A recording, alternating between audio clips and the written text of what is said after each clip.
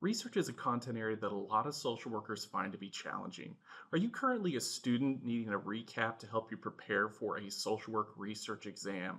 Or are you perhaps getting ready to apply for an MSW program and you need a bit of a refresher to help prepare you for more advanced research coursework? Or maybe you've already graduated and you're getting ready to take the MSW level licensing test and need a bit of a review to help you prepare for areas of the test that deal with research and practice evaluation. Well, this two-part session is designed to help you by providing you with a review of foundation social work research content. I'm Dr. Robert Barney. I'm a faculty member in a social work program, and I've been teaching research-related courses for over 15 years. During the first part of this session, I'm going to be covering a variety of different topic areas in relation to social work research. These topic areas include an introduction to research. We're going to talk about the logic of social research. We'll talk about research questions and literature reviews. We'll discuss the basics of single system design research. We're going to cover research ethics. We'll talk about measurement, and we'll talk about data collection. So let's go ahead and jump in with our first section, which includes an introduction to research. So let's start by considering a definition of what social research is. When we consider social research, it's important to consider it in broader context. Consider that there are a variety of different ways in which we can learn. We can learn based upon common sense. We can learn based upon what people tell us, like people in practice or our parents or leaders. We can learn based upon facts, facts that come without any sort of theory. We could use personal life experiences of our clients. We could also learn just based upon what the media tells us. Social research is something different though. If we consider a definition of social research is the systematic examination of empirical data collected by someone firsthand concerning the social or psychological forces operating in a situation. So there's 3 points I want to re-emphasize in that definition. First off, research is done systematically. It's done using a set of procedures that have been laid out before us in a very specific way, and those procedures are going to be covered a little bit later on within this particular section. So it's systematic. It's also empirical, so it's based in hard data collected firsthand that we can use to examine and test what we see around us. And then finally, it examines social and psychological factors. So this is something that is outside of the hard sciences. This has to do with interactions between people groups. It has to do with people's psychological and emotional functioning, and so on. So those are some of the key components of what social research is and how it's set apart from other ways of learning and other ways of knowing things. I also want to emphasize that social research is a specific type of research that's conducted by people who are sociologists, social workers, psychologists, economists, political scientists, and anthropologists.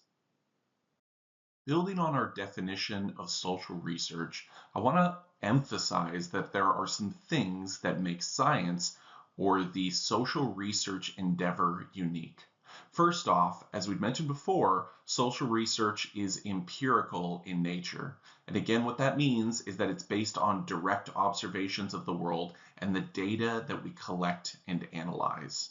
Second, science is unique because it is systematic. It's done using organized methodologies that can be replicated. And these methodologies are set up in such a way as to avoid bias and to ensure the rigor or the strength of those scientific studies.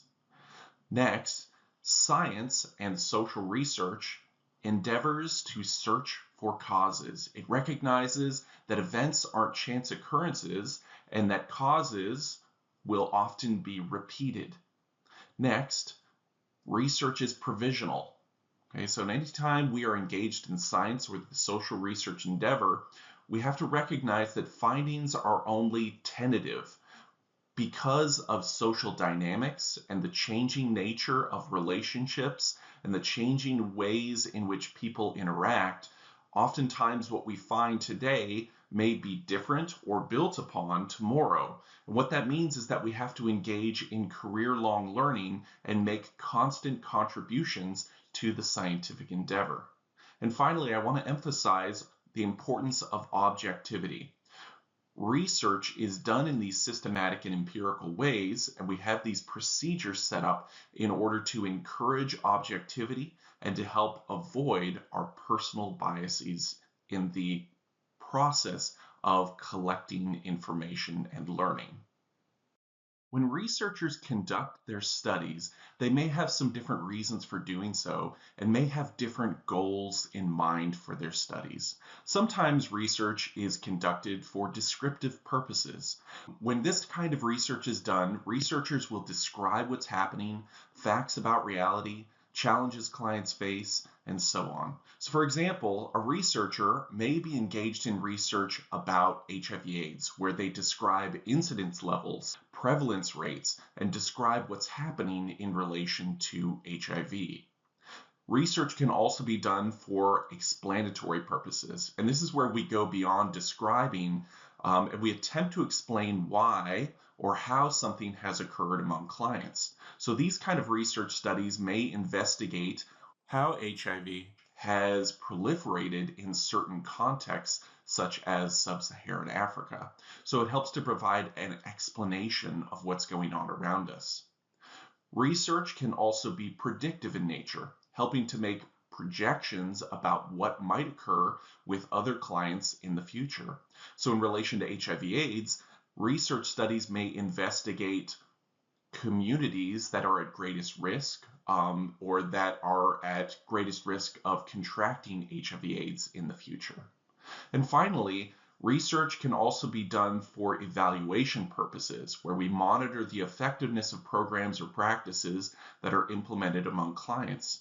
For example, in relation to HIV/AIDS, there may be programs set up and operated by social workers done to help increase adherence to HIV/AIDS medications. And we can evaluate the strengths of those programs and the effectiveness of those programs as part of our research studies.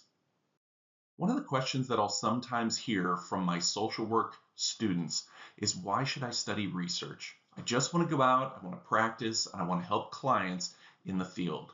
Well, there are a number of different reasons why we should study research and a number of different ways in which research can be applied to practice. Consider for a moment the human behavior classes that you may have taken where you've learned about different theories such as cognitive theory. Those theories don't just exist in study. These are theories that are applied to clients and that we have to conduct research on to confirm or to refine those theories. So if we wanted to conduct cognitive behavioral theory, we want to make sure that it's grounded in the research and that we use research to verify not only the effectiveness of the intervention, but the accuracy of the cognitive theory that that particular therapy is based on. We can also conduct research on social environments to examine the relationships between the clients that we have and some of the support systems, the economic systems, the political systems, and so on that influence those individuals. We can use research to conduct needs assessments to understand the needs of communities and groups that we are in the practice of serving. We can conduct assessments on individual clients to ascertain their functioning, to understand their strengths, as well as the deficits and challenges that they face. We can use research for program evaluation to determine how effective our programs are in meeting the needs of local communities.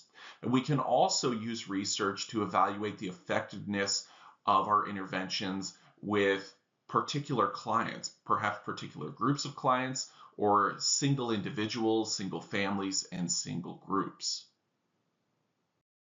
Now, the last thing I want to highlight in this section about research and our introduction to research is that research progresses along a number of different stages. Okay, these stages are pretty universal across all different kinds of science. It often begins with problem formulation. This is when a researcher examines the problems that exist that impacts the clients that they work with, trying to identify things like prevalence of a problem, incidence rates, particular facets of a problem, and so on. So we attempt to identify a gap, a need, or a lack of information that we have in relation to a client group that we're working with. After we have identified our problem, then a researcher is going to involve themselves in a literature review. As part of a literature review, a researcher will examine the history of research in a particular area. So they're interested in investigating what researchers have already done, what they've investigated, and what they have found in relation to a particular problem. After the literature review has been conducted, a researcher will develop hypotheses or research questions that they would like to answer. And oftentimes this is going to be related to a gap in the literature or a gap in the research that has already been conducted. Okay, so the research itself is going to need to contribute in some new way. After our research questions have been developed, a researcher will endeavor to design their research study. A research design is when a researcher identifies who is going to participate in a research study. So who will be involved in the sample. They're also going to identify how the research will proceed. Will there be pre-tests and post-tests? Will there be comparison groups included in the research study?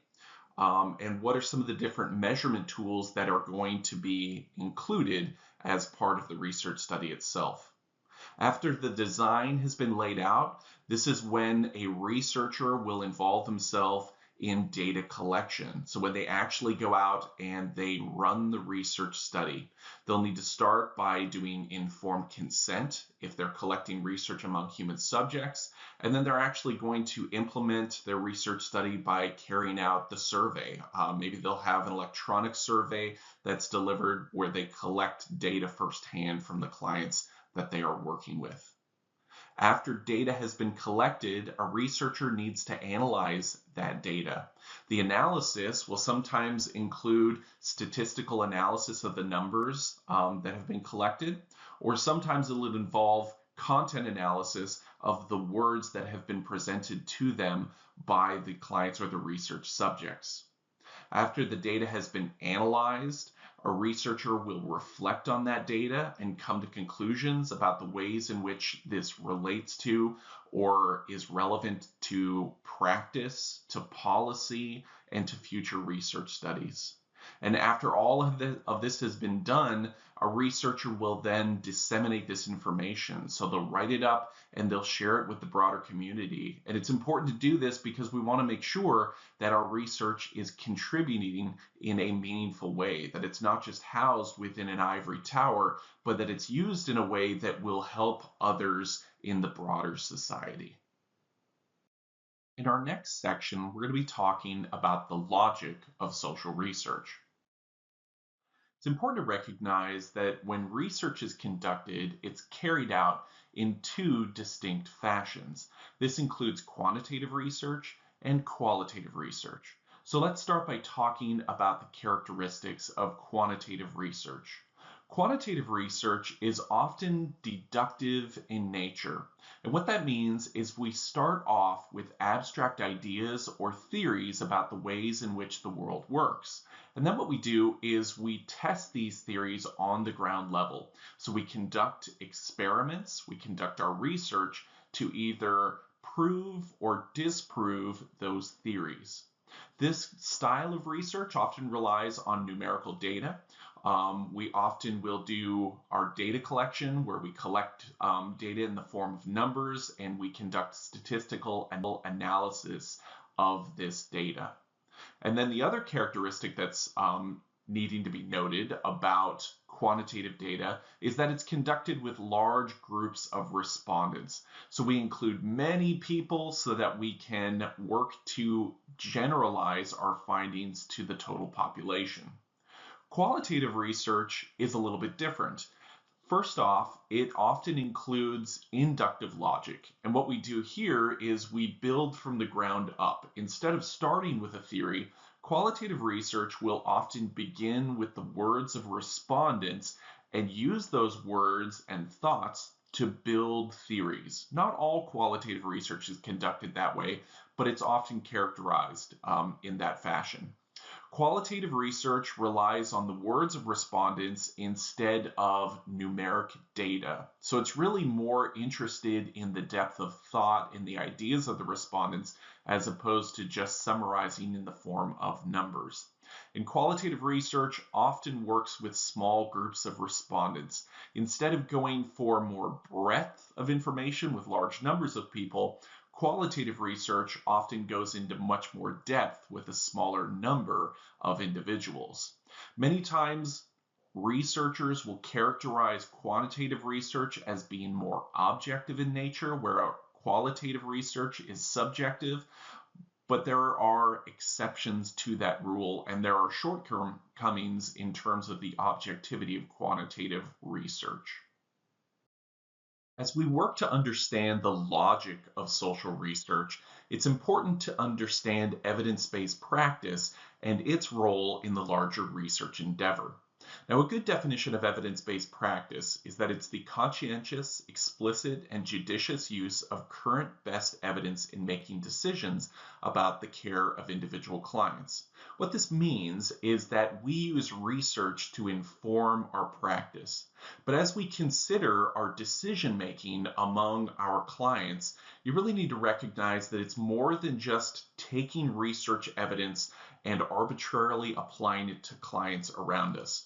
Instead, we have to rely on our clinical expertise and our practice wisdom to understand the research evidence and understand how to apply it to specific clients, and also how client preferences and actions interplay in all of this to determine which particular interventions will be best suited to clients. So it's really when we consider all three of these that we are operating under the guise of evidence-based decision making. Again, it's not just about taking research evidence and applying it to clients, but doing it in an informed way based upon our clients' preferences and their determination. As we think about the logic of social research, it's also important to consider the role of theory in relation to research. Theory helps us to consider where we should begin in our research. So let's take, for example, the well-being of our clients, or more specifically, the emotional well-being of our clients. If we think about the well-being of our clients, many of us may start with considering things such as depression and self-esteem and some of these internal psychological variables that are important to a person's emotional well-being. However, if we take a theory such as systems theory, that helps us to understand the role that broader systems play in a person's emotional well-being. So again, this tells us and it helps us to identify a different place as to where we can begin in our research. These theories also help us to make predictions. So when we consider systems theory in relation to emotional well-being, that's going to help us to predict that our social systems and the relationships that we have with people and organizations around us will also have an impact on our emotional well-being. Theory helps to explain why something will happen. So support systems can play a positive role in a person's emotional well-being. So that's an explanation. And it could also talk about how some organizations that are hostile to an individual may reduce a person's emotional well-being. So again, explanations are provided in addition to predictions when we use theories.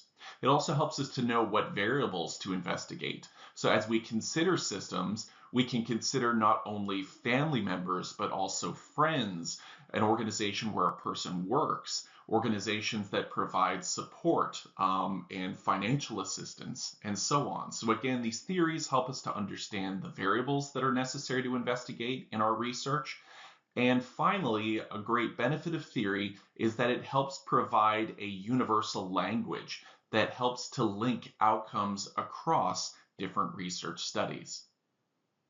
Within the field of research, we often focus on working with variables. A variable is an attribute or a characteristic that differs in quantity or quality among different persons, objects, times, places, and so on. So a variable is something like an attribute or a characteristic, and it can be different. An example of something like this could be a person's gender. Okay, it is a variable that differs between people. It can take on more than just one value. Here's an example of a research question. And as part of this research question, you're going to see that I have bolded and underlined a couple of variables. So the research question, is there a relationship between disciplinary practices in child protection workers' families of origin and their decision making about cases referred for suspected child abuse or neglect? Okay. The variables have been bolded because these are characteristics or attribute that can differ across families. Disciplinary practices will look different across families. Decision making about cases will be different across different child protection workers. Okay, so these are attributes or characteristics that differ in quantity or quality. Closely related to the concept of a variable is an idea known as a value. Okay? While a variable is an attribute or characteristic that can differ in terms of quantity or quality, a value are the differences themselves. So the value is the name or the number assigned to a specific measurement of a variable. I mentioned on the last slide that a variable could be gender. Values, or these differences across genders, include values such as male, female, transgender, and so on. And when we think back to our previous example about disciplinary practices in child protection workers' families of origin, some of those different categories may include categories such as autocratic decision making within a family, democratic decision making, or laissez-faire decision making within a child protection worker's family of origin. Now, there are a couple of different types of variables that a researcher will often include in their research studies. The first is a dependent variable.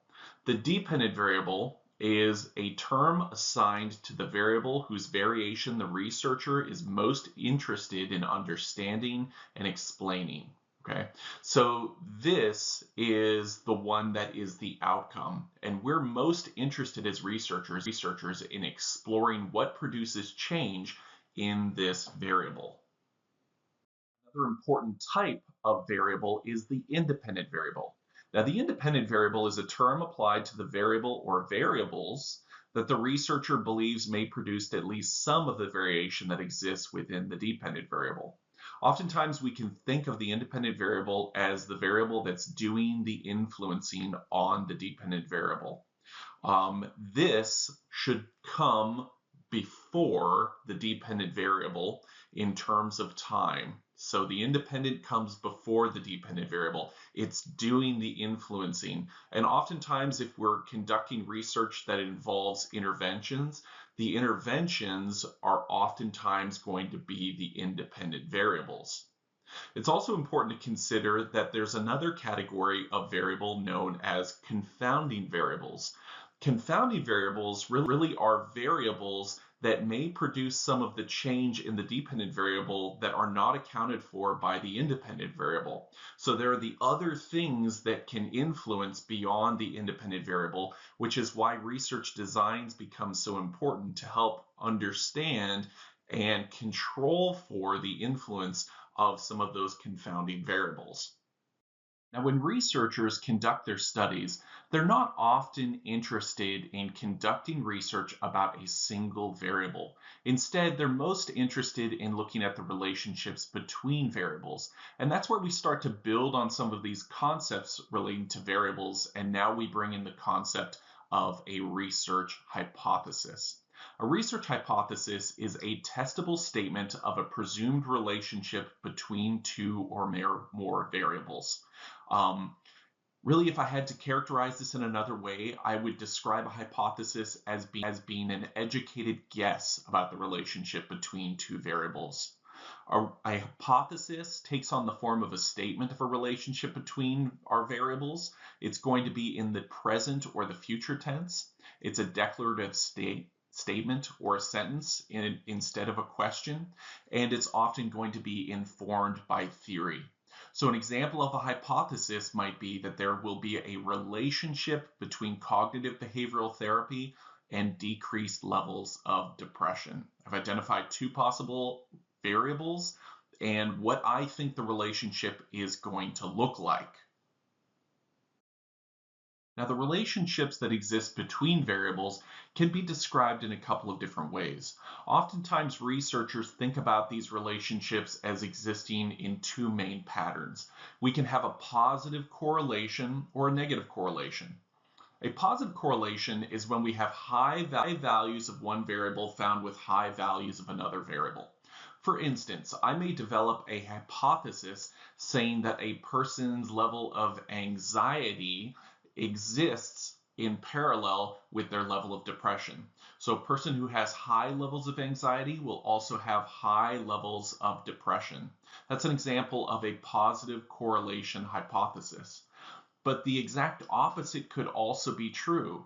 In the same way, a person who has low levels of depression will also be more likely to have lower levels of anxiety. That's still a positive correlation hypothesis because the values are heading in the same direction.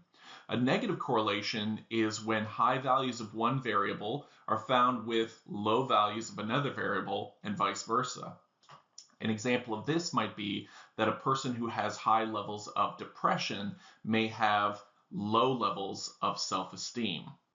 Now, correlations talk about a relationship and a trend, but they also recognize that confounding variables can sometimes confuse results. And this is why we don't say that one variable causes the other. So we're not claiming causation where anxiety creates depression. Instead, we just note that there is a relationship, and in some cases, a positive or a negative correlation relationship between these variables. In section 3 of this session, we're going to be doing a deeper dive into research questions and how they're structured, and we're also going to do a brief overview of literature reviews. In our previous discussion, we had talked about a hypothesis being an educated guess about the relationship between two or more variables. A research question is really just a question that explores the relationship between two or more variables. But it's not as simple as just identifying and including two or more variables in a research question. You want to make sure that you structure it a little bit more than just that. And one of the tools that we can actually use to help us add structure to our research questions is the COPES question format. The COPES question format is very similar to another format known as the PICO question format, but again, for the sake of our discussion, we're going to be talking about the COPES question format. COPES questions have four main components. The first component is known as the client type and problem. And this is how you want to describe the clients of a similar type included in your sample. As you describe these clients, you want to make sure that you are including discussion of their demographics, as well as the specifics of the problems that you will address in your research. You can also include a bit of discussion about gaps that you're going to be addressing in your research here as well.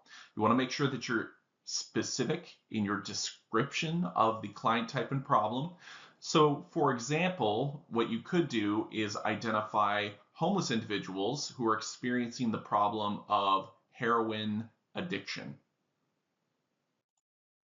The next component of the COPES question format is what you may want to do.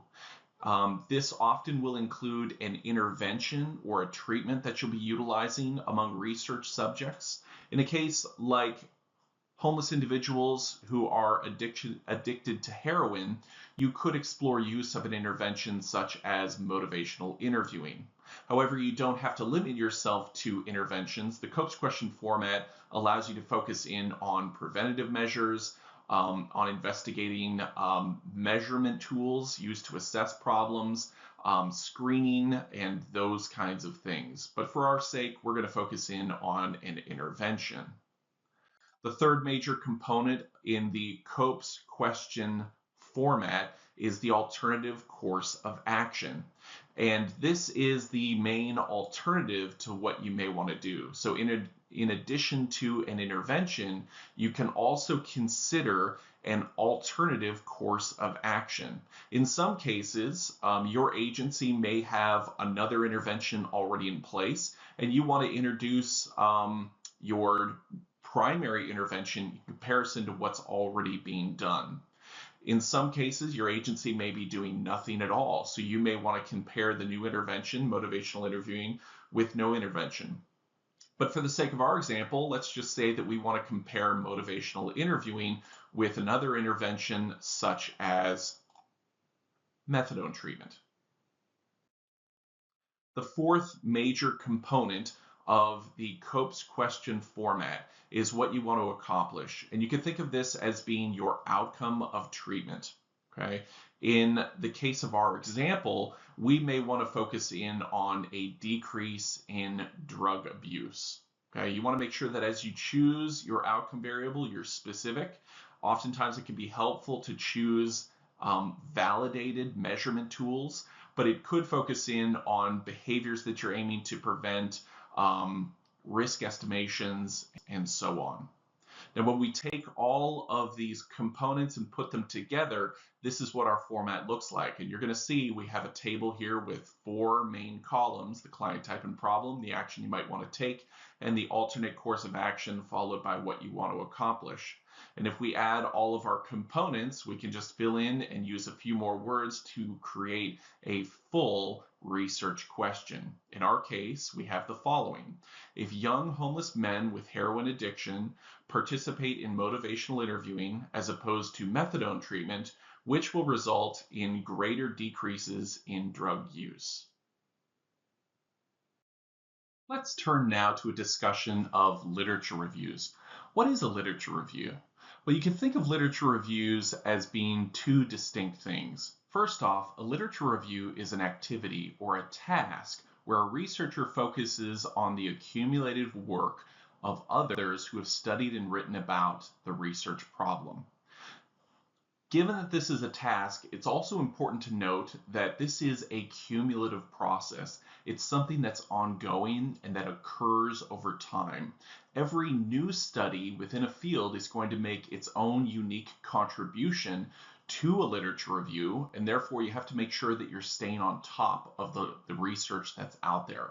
Just because you conducted a literature review 2 years ago about a particular research problem or research question doesn't mean that you should not go back and review new updates to the literature as it stands today. So again, a literature review is a task, an activity, or an undertaking. It's the action of collecting research that's already out there and analyzing it. A literature review is also a written product. In terms of the written product, a literature review is a summary of what researchers have learned in their examination of the work of others, and contains those findings and ideas that are influenced or that influence their thinking and their methods for conducting research, as well as how they interpret their own research findings. And this is something that you're going to actually include in research papers that you write. So a literature review section is going to be an overview of the data that has been found and your analysis of it. Now, the purpose of a literature review, it's to help provide background material about a topic area. It serves as a guide for readers of research studies. It helps to synthesize existing knowledge. It identifies gaps in the literature, and it helps us draw conclusions. Section 4, Single System Designs. Single system designs are research studies that allow us to apply research techniques to our work with individual clients. It allows us to track client progress and determine if interventions are successful in alleviating a problem or improving a strength. There are a variety of different types of single system designs, but one of the more common, and the one we're going to focus in on, is the A-B design. The A-B design includes an A phase and a B phase. The A phase is a baseline phase, and this really describes or explores how much of a target problem or a behavior is engaged in before treatment takes place. The B phase refers to how much of the behavior is engaged in while treatment is actively taking place. So why do we do the A phase as opposed to the B? Well, the A phase kind of serves as a control for us to help determine what a behavior looks like before any sort of intervention is applied. It's only with this comparison that we're able to determine if an intervention is effective in alleviating a problem or improving a strength. So let's work with an example. In the field of HIV/AIDS, one of the challenges that people living with HIV have is that they have to take antiretroviral medications on time. If those medications are not taken on time as prescribed and during the right time frame, it allows for the virus to mutate and become drug resistant. So this is a big challenge for social workers and others working within this particular field, trying to help get clients to take their medications on time to continue good health outcomes. So let's assume that we have a social work clinician who's working with a client who's been having some problems with taking their antiretroviral medications on time. So what they do is the social worker will begin the A phase, where they track the number of doses that a client is taking on time at the correct time each week, and they do that for 4 weeks before any intervention is actually implemented. Then after 4 weeks, they track that same behavior, but while the behavior is being tracked during the B phase or during the treatment phase, the client begins to participate in a medication support group, and they'll do this for 6 weeks. Again, the social worker is going to be tracking those same behaviors during both the A phase as well as the B phase. And while they track these behaviors, essentially what they're doing is they're going to be monitoring the change in behaviors. These changes can be documented using numbers, but also illustrated using graphs. And these graphs, an example of one is actually included here just to show and give an example of what this can look like. So on the vertical axis, you have the number of doses being taken by a client correctly on time at the right time. And then in the horizontal axis, we have the time interval in weeks. And we have a blue line and a red line representing both the A phase as well as the B phase. And we can visualize and see how the progress over time has changed between A and B phases, with lower numbers of doses being taken correctly on time during the A phase and improvements being noted in the B phase. Now, how do we actually evaluate these results? You can do a visual inspection of the graph, but we can actually go into more depth with some of this. We can evaluate the results using a change in means. And essentially what we would do here is we would take the average or the mean from the A phase and compare that to the average of the treatment phase, the B phase. And we can examine to see what the difference between those averages or the means actually looks like. In our write-up, based upon the analysis that's provided on the slide in front of you, we could say that the average number of ARV doses taken on time during the treatment phase was much higher than the baseline phase. Now, the change in means isn't the only way in which we can evaluate single system design research results. We can also look at the level of performance. Level of performance refers to the difference between the last baseline data point and the first treatment data point. Okay, and you'll see those indicated with arrows on the slide.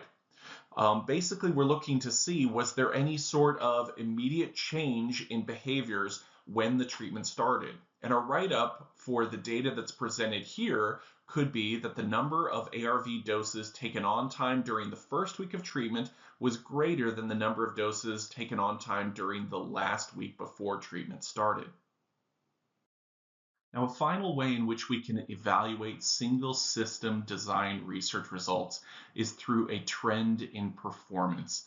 The trend in performance focuses on consistent increases, decreases, or stability in treatment performance. And the way in which we do this is by taking the treatment phase and dividing our data points in half. And what we do is essentially we examine the change in means between the first half of treatment and the second half of treatment. Again, this just helps us to track and see if there would be consistent increases in behavior or decreases over that treatment phase. Now, based upon the data that's been provided here on this slide, we might write this up in the following way. The average number of ARV doses taken on time during the second half of treatment was higher than the first half of treatment, indicating consistent increases in the number of doses taken correctly during the treatment phase. Now, I want to make sure to note that the A-B design is not the only way in which single system design research can take place. There are a number of different design types, such as the ABA design, where treatment is introduced during the B phase, but then a subsequent A phase follows up where that treatment is withdrawn to see if there might be regression back towards previous tendencies in relation to a target behavior. It's also possible to have an alternating intervention design, such as the ABC design, where we take one intervention like a support group and compare it with another intervention, such as the use of pill boxes or maybe an electronic reminder system for taking medications on time. It's also important to note that we can't take our single system design research results and generalize them to other clients.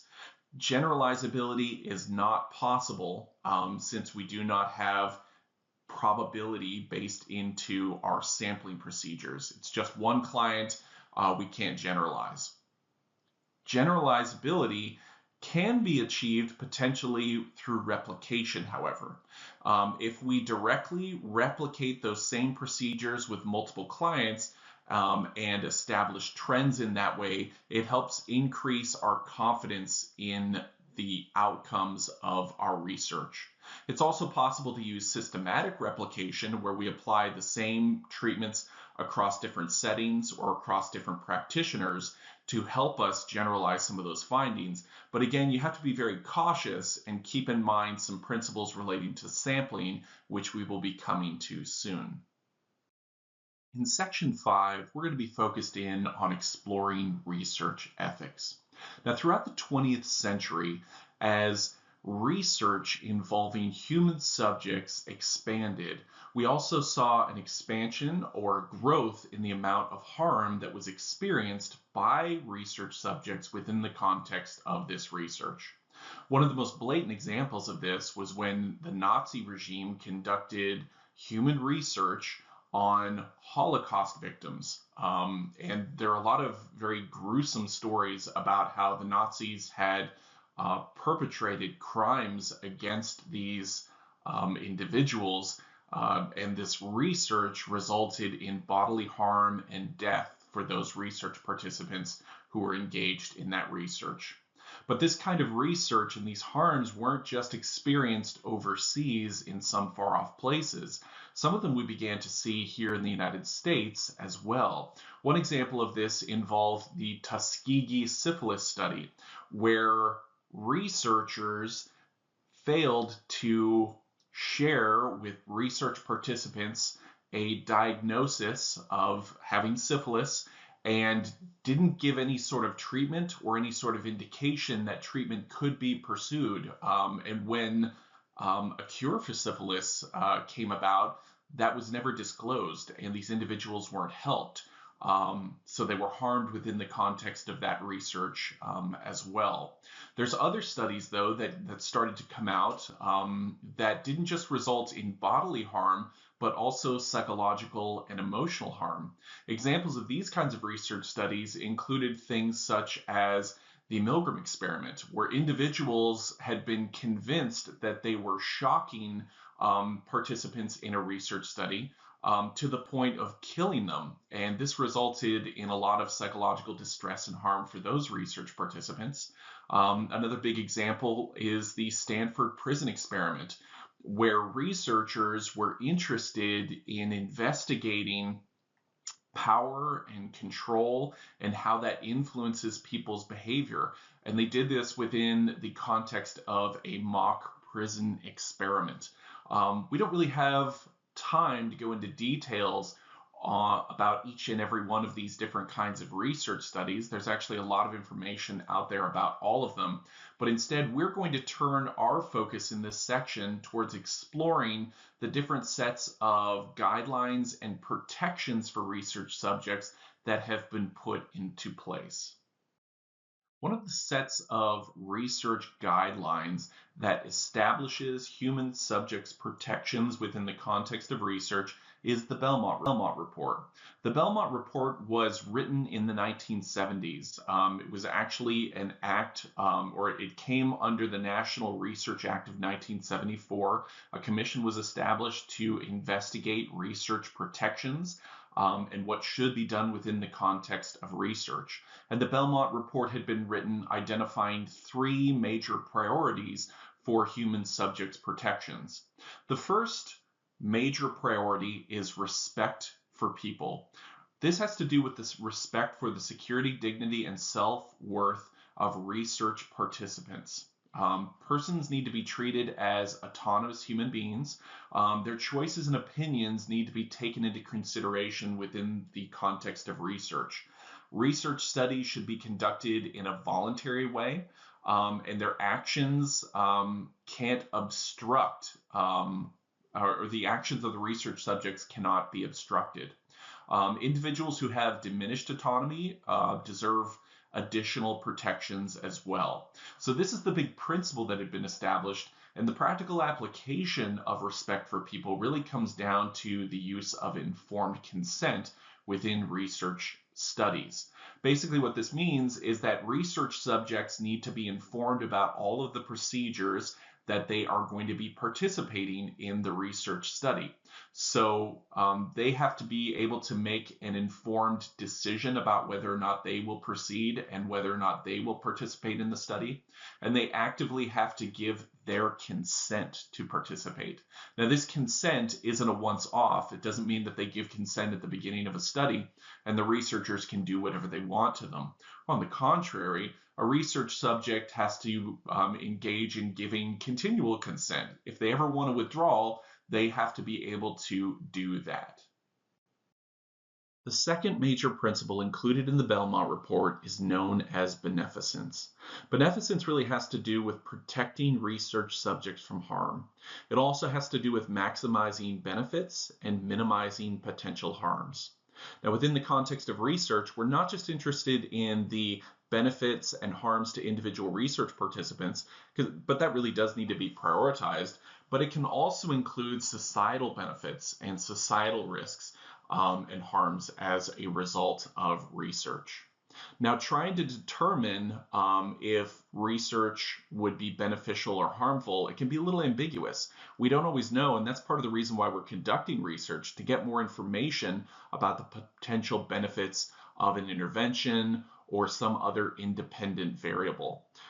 So that's why it becomes necessary for researchers as well as members of an institutional review board to weigh in and conduct a risk-benefit analysis of a research study to ensure that the benefits or the potential benefits of the research truly do outweigh any potential risks for those who are involved and for the greater society in general.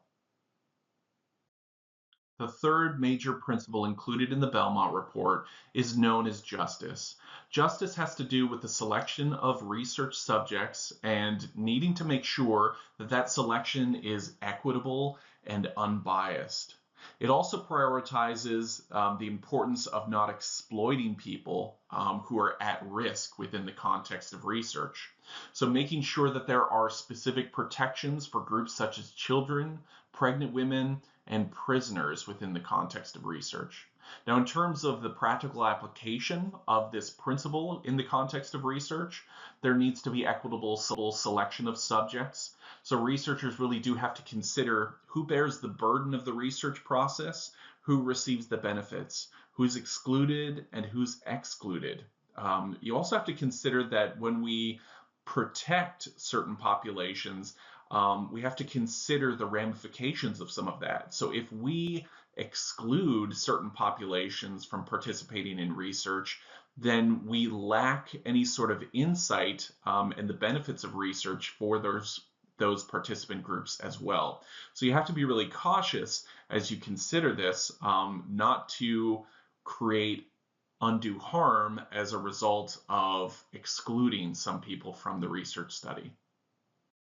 In addition to the Belmont Report, there are other guidelines that help to provide a framework for the ethical conduct of research involving human subjects. With the National Association of Social Workers, we have a code of ethics. And as part of this code of ethics, we aren't only provided with information about how to conduct ourselves with clients, but we are also provided with ethical guidelines involving research ethics. Some of these guidelines include the obligation to monitor and evaluate interventions.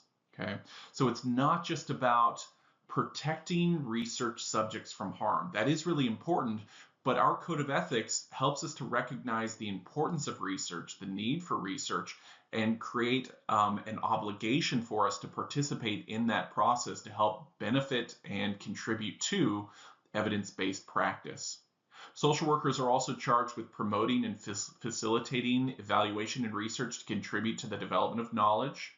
We're charged with keeping current with emerging knowledge and emerging research, but we're also obligated to follow guidelines for the protection of research participants. And these guidelines, many of which we've already talked about, include informed consent, ensuring that it's voluntary and that it's documented, often in written format. It prioritizes ensuring anonymity or confidentiality in the context of research. Anonymity being when a research subject does not disclose their identifying information, whereas confidentiality has to do with keeping those records confidential or secret. Our obligations are to provide an explanation of procedures, prioritizing the right to withdrawal, protecting participants from harm and danger, avoiding conflicts of interest, and presenting our results accurately. So once again, all of these are prioritized for social workers in our code of ethics. In section 6, we're going to be talking about measurement. More specifically, we're going to be discussing validity and reliability. And we're also going to be talking about sampling. So let's start off by considering what is validity. Well, validity has to do with the accuracy of a measurement tool. It's designed to help us ensure that we truly are measuring what we think that we're going to be measuring. We really have to consider when we're looking into issues of validity, if a measurement tool accurately measures the variable it's intended to measure. Reliability, on the other hand, is all about consistency, or what we call stability. Stability really is the idea that a reliable measure should not change from one application to the next, regardless of whether we're talking about the measure at different times or in different iterations or different components of that measure. Does a measurement tool produce the same results under various conditions? When a researcher assesses the validity of a measurement tool, they don't do it in just one way. Instead, there are a variety of different ways in which we can assess the validity or the accuracy of a measurement tool. One example of a way to establish validity is through face validity. Face validity has to do with whether a measurement tool appears to be measuring what it's supposed to. Think of it as being something like if it quacks like a duck, then it must be a duck. Now, oftentimes it can be difficult to understand face validity conceptually, so I'm going to relate this to something that we can all understand and wrap our heads around, which is apple pie. So take a look at the apple pie on the screen that you see in front of you. Does that appear to be an apple pie? Does it look like an accurate representation of what an apple pie is? So this is the way we can assess at face value if this is an apple pie, and researchers will determine if a scale at face value appears to be measuring what it's supposed to. So if we're looking into something like self-esteem, a researcher or a group of researchers can look at those items and assess at face value, do the items appear to be measuring self-esteem? And that's what face validity is all about. Another way to assess the validity of a scale is through content validity. Content validity has to do with whether a measurement tool covers the full range of meaning inherent in a variable. Now that can be a little difficult, once again, to try and wrap your head around. So let's relate this to apple pie. When we think about apple pie, we think about that apple pie in relation to an ingredients list, okay? Take a look at the ingredients list that's on this PowerPoint. Does this include a full ingredients list for apple pie, or do you see anything that might be missing? And that's what researchers are considering and looking for in relation to content validity. What we see here is that cinnamon and sugar were not included in the original list. That would diminish the content validity of this apple pie. Researchers look at scales and measurement tools much in the same way. They might consider something like the self-esteem scale and see if there are any components or any items that might be missing. Construct validity is all about the hypothetical measurement tools have with other variables. Construct validity is the degree to which the measure relates to or does not relate to other variables in ways that it hypothetically should. Okay, so we can look at a variable like self-esteem and consider if it relates to or behaves in the way that it should. Now let's relate this to apple pie to make it a little more simple. With apple pie, we can establish hypotheses about the relationship between apple pie and other variables. Those other variables could be things like ice cream. Would you expect apple pie to taste good with ice cream? Most people would say yes, and we would expect to see a good, strong relationship or correlation between these two foods. If we were to taste our apple pie with ice cream, they don't go well together, maybe it would cause us to question the accuracy of our apple pie recipe.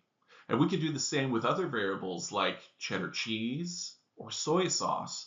Now, some people actually like apple pie with cheddar cheese, so it might have kind of a moderate relationship or even low. And soy sauce, not so much at all. I've actually done some research to try and see if anybody eats apple pie with soy sauce, and I've not found any evidence of that. So you would expect that to have almost no relationship at all, or maybe a negative relationship. In the same way that there are multiple ways to assess the validity of a scale, there are also multiple ways in which we can establish the reliability of a measurement tool. The first way is through test-retest reliability. This tests the temporal stability of a measurement tool. If we were to apply a measurement at time 1 and then apply that same measurement at time 2 with the same sample under the same conditions, you would expect for the scores to be the same at those two different times. Okay, now think about this in relation to apple pie. If I bake my apple pie this week and then do it once again next week, if nothing else has changed, you would expect those apple pies to come out pretty much the same way. Researchers do retest reliability in this way. They're testing things like their self-esteem scale to determine if we produce the same results over time. Now, of course, if you have a pre and post-test analysis, That's something different where there's an intervention between the testing. But that's not what we're talking about with test retest. There's no intervention. We're just testing to see if the measurement tool produces the same consistent results over time. Another way in which we can test the consistency or the reliability of a scale is through multiple forms reliability. And this is when researchers create two separate but equivalent versions of a scale and see if the results are similar or consistent with one another. So think about this in relation to apple pie. If I had one recipe for making apple pie and then a slightly different recipe, we would expect those two versions to come out pretty much the same. Okay, and then the same thing is true with our scales. Something like a self-esteem scale, maybe we would have a full-length version of a self-esteem scale and then a brief version of a self-esteem scale. Even though we have a brief and a long, we would expect for those results to be pretty consistent or reliable with one another. Our final type of reliability that we're going to be talking about is internal consistency reliability. Internal consistency has to do with how well an individual item or a question on a scale correlates with all other items on a scale. Okay, so let's take a step back and consider this in relation to apple pie. With apple pie, we would look at the ingredients list, but we're not looking this time to see if there's anything missing. We're instead looking to see if the individual ingredients go well or relate well to all the other ingredients in the apple pie. So in this list, if you take a look, probably the one that stands out is ketchup. Ketchup probably doesn't taste too good with apples and some of the other ingredients. So we would probably want to take that one out, which would help to improve the internal consistency of this apple pie ingredients list and our apple pie overall. Now, researchers do the same thing. They're going to look at individual items or questions on a scale and examine to see if those individual items relate well to all others. That's internal consistency reliability. And the way in which we establish this, there's actually a statistic we use called the Cronbach alpha, or sometimes referred to as the coefficient alpha. And you want that Cronbach alpha to have a score of 0.70 or above. Scores can range between 0 and 1, but you want it at 0.70 and above. As we jump into a review of sampling, it's important to start off with a few key definitions relating to sampling. First off, let's talk about populations, or what are sometimes referred to as a target population. A population refers to all possible cases of what we're interested in studying. So all the people in relation to a particular topic. A sample, on the other hand, consists of one or more elements or cases selected from the larger target population. The process of sampling is by which we go through and select our cases or select our sample from the target population. Sampling frame is another really important definition. A sampling frame is a listing of all the cases in the total target population. You can really only ensure good sampling if you have a full list of everyone included in the target population. Now, there are two big categories of sampling that are available to researchers. We have probability sampling and we have non-probability sampling. And probability has to do with the randomness by which the sample was selected. It's only when the sample is chosen at random and when it's probability-based sampling that we can ensure that the sample truly does represent or reflect the overall target population. So probability sampling is all about ensuring that we have a random sample where all cases have an equal chance of being selected. Okay. When a random sample is done, it ensures that the sample is representative of the target population. Now, there are a couple of different ways in which we can do random sampling. First off, we can do simple random sampling, and you can almost think of this as being pulling a person's name from a hat. Okay, but in most cases, if you have a very long list of individuals, this long sampling frame, it's maybe not possible to cut all those names up and literally put them in a hat to pull them at random.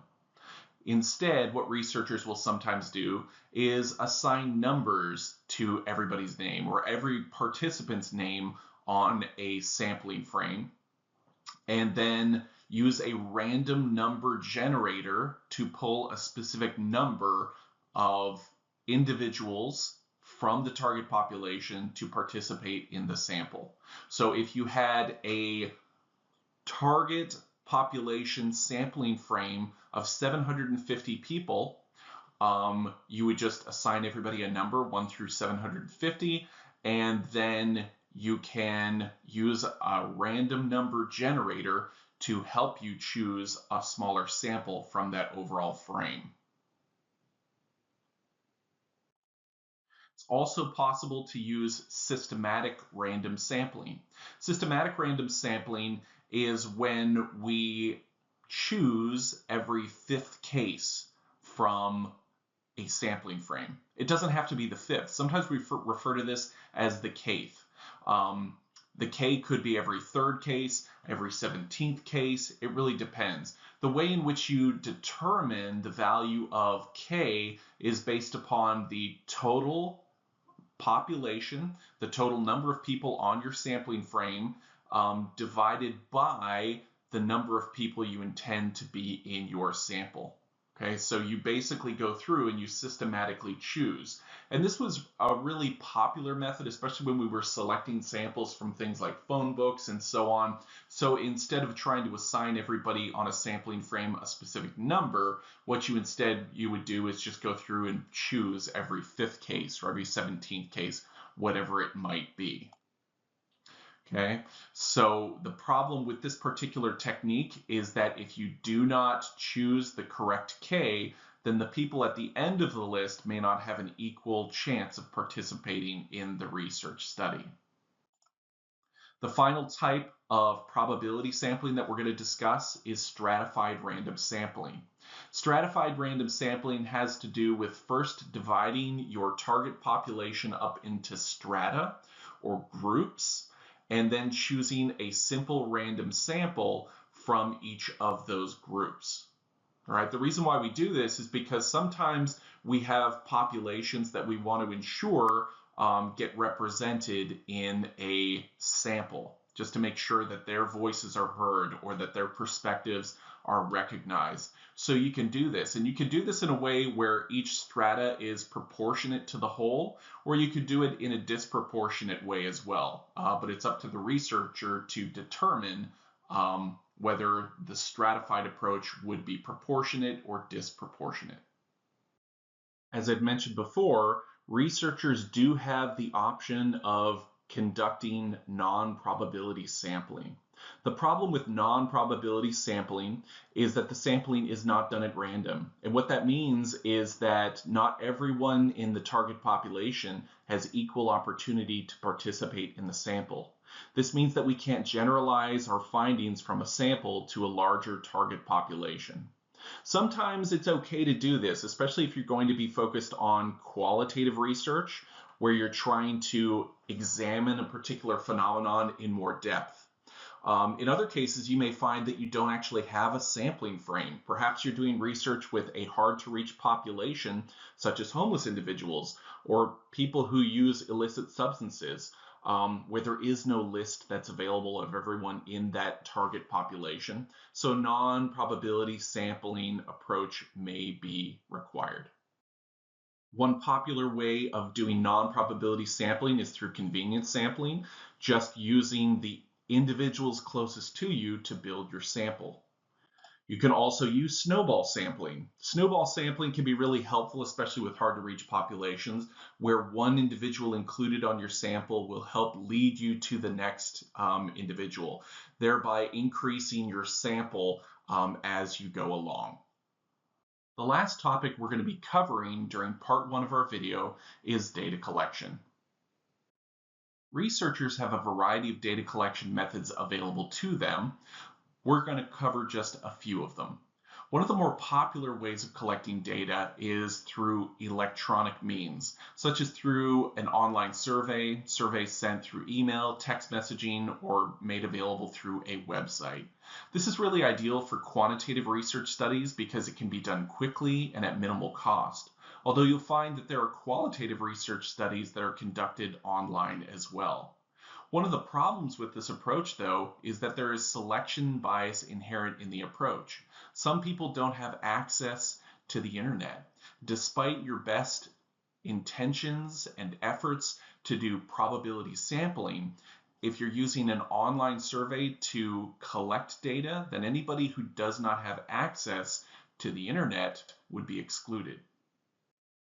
An alternative to an online survey would be to mail out questionnaires and have them administered in paper and pencil format. Again, you can reach a large number of participants in this way. It's relatively cheap, although not as cheap as an online-based survey, and it's also a pretty quick way to get a response. Issues relating to social desirability and selection bias are less of a problem with this kind of approach. However, one of the big problems with this approach is that there's a really high non-response rate. Oftentimes people are going to take those surveys and throw them in the garbage. You're also going to have mailing related costs, costs of printing paper, so it's still higher in cost than typical electronic based surveys or online surveys. The other part of the problem is that it's difficult to revise surveys once the ship has sailed. So if you have participants who are perhaps confused by directions on a survey, there's no way to rectify that. There's no one available to answer their questions once the mail has been sent. Another common way of collecting data is through in-person interviews.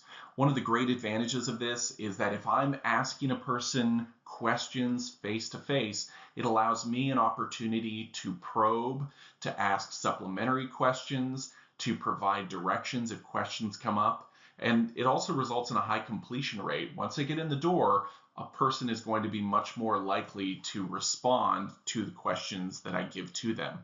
But there are some disadvantages. One of the disadvantages is that my presence as a researcher can influence the responses of the individual who's talking to me.